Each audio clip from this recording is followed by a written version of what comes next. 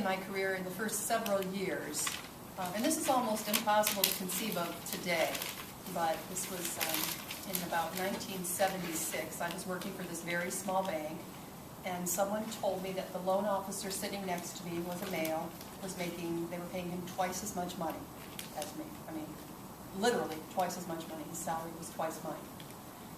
Being young and having nothing to lose, and no courage, and just coming, out of a university setting where you were encouraged to express yourself, I expressed myself, and I went in to visit the president because you had, I think, 20 tellers, 5 loan officers, and him, and the president. It wasn't a real it was hierarchical, but there weren't a lot of layers. I went in to visit him and said, first of all, is it true that you are paying this gentleman twice as much money as you're paying me? And to this day, I'm blown away by the fact that he said, yes, I do.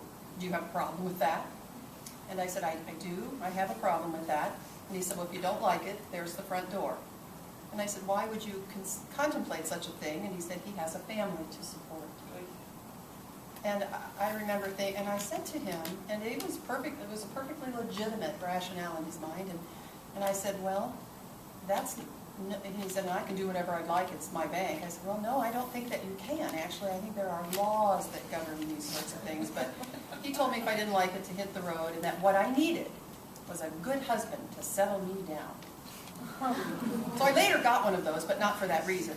But in the meantime, I left there, and I had a close friend who was an attorney, and I'm on the phone just shaking, and she kind of walked me through this process, said that today, the Equal Pay for Equal Work Act or legislation was under the Department of Labor. Call the Department of Labor, just go to the yellow pages. I did that and learned a lot about you don't have to file a lawsuit, they don't have to know your name, but you can file this claim. I did this. An investigator came into this very small bank and did an investigation, and in fact left there saying you must double this woman's salary. And when asked why he paid me less, his rationale was, well, I don't allow her to do collection work like repossessing autos, and when you had bad loans, I don't allow her to do that. It's much too dangerous for a gal to do, I believe were his words, for the gals to do. And he said, well, you can't penalize her if you don't allow her to do it. You need to double her salary. Everything needs to be equitable.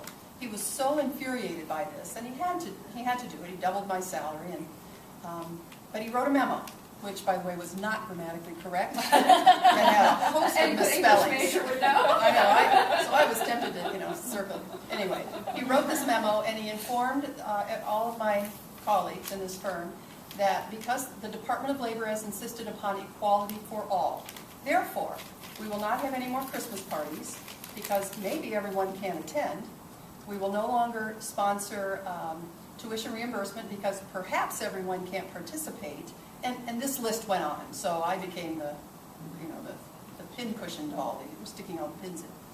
What saved me, I think, ultimately was we were acquired very shortly after that by a much larger firm who encouraged that sort of thing and liked independent, spirited people and appreciated that quality. So, but I like to think that while we still have, salary inequity, certainly within the firm I work, J.P. Morgan Chase, an international firm, I think there's enough legislation, there are enough policies within organizations now that you will never experience what I did.